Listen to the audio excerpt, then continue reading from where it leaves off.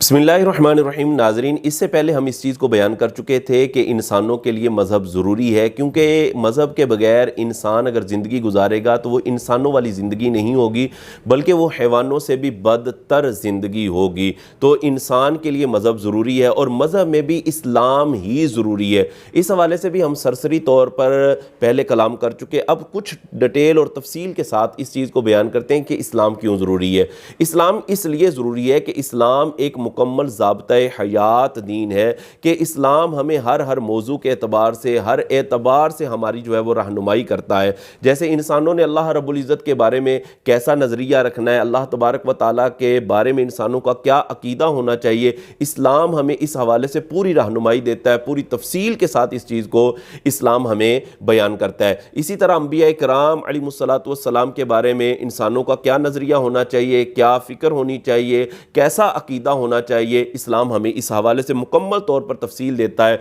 मुकम्मल तौर पर रहनुमाई देता है। इसी तरह अल्लाह तबारक व तआला के जो मासूम फरिश्ते हैं, इस हवाले से इंसानों का क्या नज़रिया होना चाहिए, क्या अकीदा होना चाहिए, इस्लाम रहनुमाई देता है। इसी तरह अल्लाह तबारक व तआला की जो किताबें हैं, जो अल्लाह तबारक व तआला ने अंबिया किराम अलैहिमुस्सलातु वस्सलाम पर नाजिल की हैं, जो सहीफ़े उतारे हैं, इस बारे में किताबों के हवाले से इंसानों का क्या नज़रिया होना चाहिए, क्या अकीदा होना चाहिए, इस्लाम हमें मुकम्मल तौर पर रहनुमाई देता है।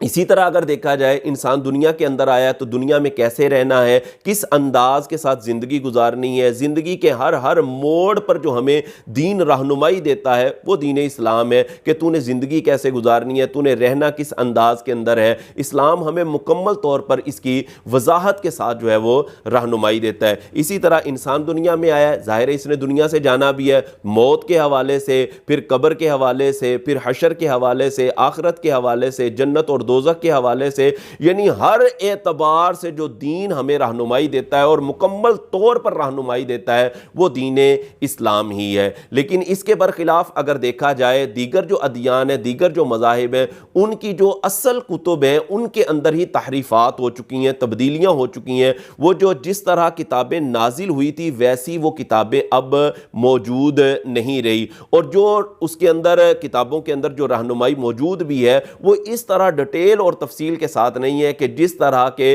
दीन इस्लाम हमें मुकम्मल तौर पर वजाहत देता है, मुकम्मल तौर पर रहनुमाई देता है। और फिर इसके अलावा अगर देखा जाए कि इस्लाम के पास एक कुरान जैसी अजीमुशान किताब मौजूद है कि जिसके अंदर दुनिया व माफिहा और हर वो शय कि जो चीज़ हो चुकी है, जो होगी, हर एतबार से उस चीज़ को बयान कर दिया गया है। और कुरान ने मुकम्मल तौर पर हर एतबार से इंसानों की जो है वो रहनुमाई फरमाई है और पूरी वजाहत के साथ, पूरी तफसील के साथ रहनुमाई फरमाई है। इसी तरह इस्लाम के पास नबी आखिरुज़्ज़मा महबूब खुदा सल्लल्लाहु अलैहि वसल्लम जैसी अज़ीमुश्शान शख्सियत मौजूद है कि जिन्होंने अपने अक़वाल के ज़रिए से, अपनी सीरत मुबारका के ज़रिए से इंसानों की रहनुमाई फरमाई है। और आप अलैहिस्सलातु वस्सलाम के बनाए हुए कवानीन और आपके अक़वाल के मुताबिक और आपके लाए हुए अहकाम के मुताबिक जब हम लोग इंसान जो है वो जो ज़िंदगी गुजारेंगे, असल के अंदर वही ज़िंदगी होगी और वही इंसानियत वाली ज़िंदगी होगी। तो इस्लाम इसलिए ज़रूरी है